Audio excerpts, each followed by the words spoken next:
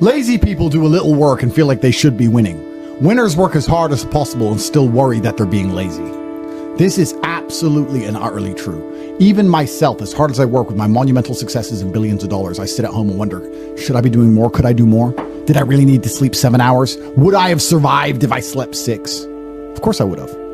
I feel permanent guilt for how hard I do not work, even though I outwork all of you. And you losers who pale in comparison to me in basically every metric that we have the science to measure, manage to do a little bit of work one day and then think you deserve time off. I deserve time off at the end of the year. I've had a hard year.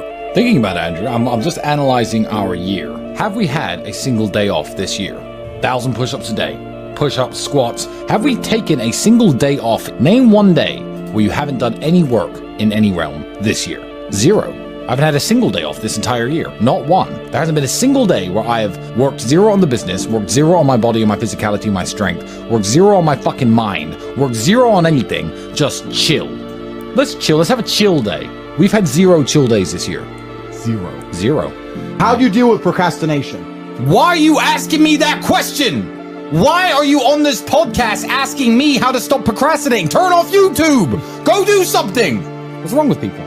This is exactly what you were talking about asking a question where you already know the answer to. You know the answer is to stop doing things that waste your time and apply yourself to something important. Now, this may not be a waste of your time, but let me tell you, you're a dumbass, clearly. It's like Googling how to get fit, like you just said. Everyone knows what a push-up is. Do 10,000 of them a day.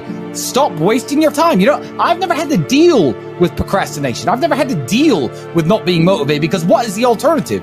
Literally, be a loser forever? I am sick of reading shit on the internet saying, yeah, you know, some people are special and they take longer to bloom and your time will come. Let me tell you something. 99.9% of people who are born broke, live broke, stay broke, die broke. That is the reality for almost everybody. You already know the answer. You don't need me to tell you. I can't stop myself working as a person who doesn't need money. And then there's people with no money who don't work.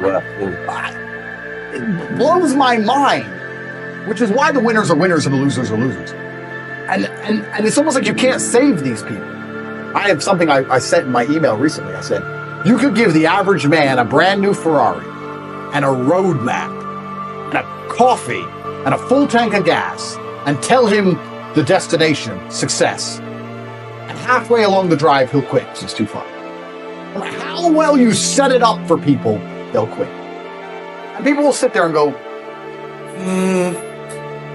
and then put on Netflix. One more. I've given you a Ferrari, a full tank of gas. I've given you the latte. I've given you a road map. I'm giving you a hot girl to sit next to you and play songs and do selfies. I'm giving you everything. Just drive the car. No, yeah, it's far. I don't have motivation.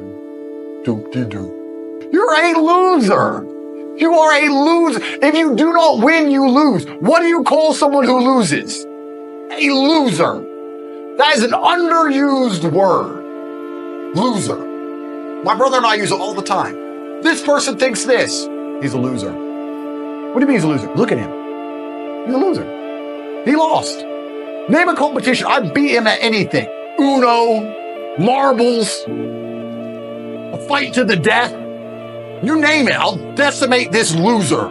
First things first, the biggest mistake most of you are making. You should be hungry all of the time. You are an animal. Do not forget that you exist in 2 realms simultaneously as an individual. You exist with your evolutionary biological makeup as an animal and also the societal version which has been constructed. They're different things. But as an animal, your body is designed to perform at best while you are hungry because you're supposed to be hunting for food. If you're full of food, you're going to be lazy and lethargic. You should always be a little bit hungry. Even after I directly finish a meal, I'm a little bit hungry because I don't eat enough that week before. So the first thing is always stay a little bit hungry. Second thing is coffee. Caffeine is a miracle drug. I am heavily caffeinated at all times, 15 to 20 coffees a day. I've also done a lot of research into coffee, a lot of research and understanding. I've also tried to quit coffee to see if there's actually any genuine benefit or improvement to my life. There is nothing wrong with coffee. It can never hurt you. Coffee, a bunch of it. Less food, more coffee. I do not take protein powders. I do not take creatine. I do not take steroids. I do not take TRT. Nothing. Lots of coffee, lots of meat. When I do eat, I eat once a day. If you stay a little bit hungry, eat a meat-heavy diet, lots of coffee, you will begin to work faster. I absolutely guarantee it. Do those things.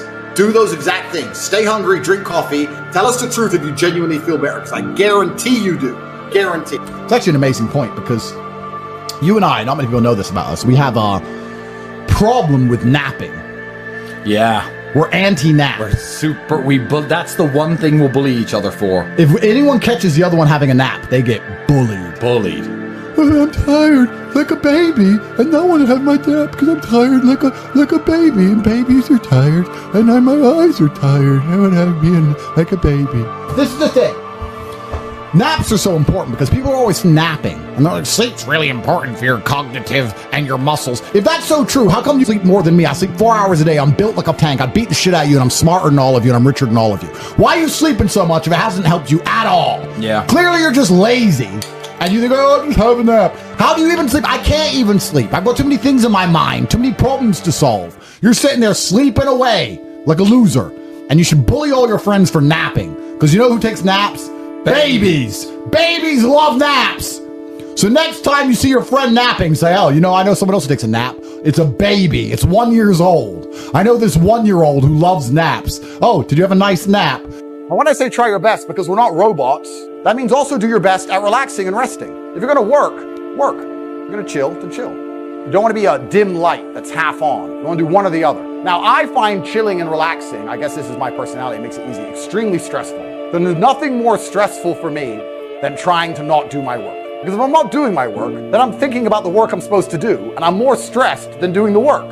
So everyone goes, Andrew, you need to just chill. I'm like, that sounds terrible.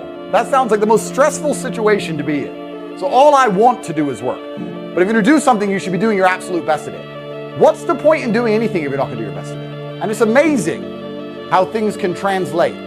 If you do your best in one thing, it's not only the fact that the way you do one thing is the way you do everything, but if you do your best in one thing, it can radiate out across your entire life. That's the greatest thing about being a man. As a man, when you upgrade your life and you become a better man, by extension, you automatically improve the lives of all of your friends, of your woman, of your children, of your community, of your country. We radiate. It's amazing. But putting in that extra effort pays off, dividends. And you can look at it spiritually, you can be philosophical about it and say that God rewards people who try hard. That's how I like to see it. God is literally looking at all of us, no matter which God you believe in, and he's saying, all these people I've created, who's thankful? Because any one of us could have lost our eyesight to bacteria at age 2. Any one of us. We didn't. So saying, who's thankful enough for what they have, that they're trying their absolute best with it all of the time? So if you do that, he's like, I like this guy. I like him. He's cool. Give him blessings. Give him something. It's amazing what comes your way.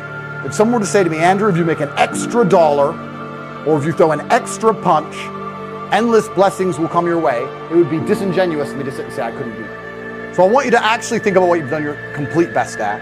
And then I want you to try and apply the analogy of focused, because I focused my power into one knuckle and did more damage than any of you could ever do. It's actually interesting because I think humans, or maybe this is just me coping, maybe this is cope, but I think we're designed to struggle a bit. Because the closer you are to struggle, the more sensible you are. Also, if you meet somebody who's had a hard life, they seem to be pretty wise. Yes. It's difficult to find someone who's had a hard life who's a total idiot.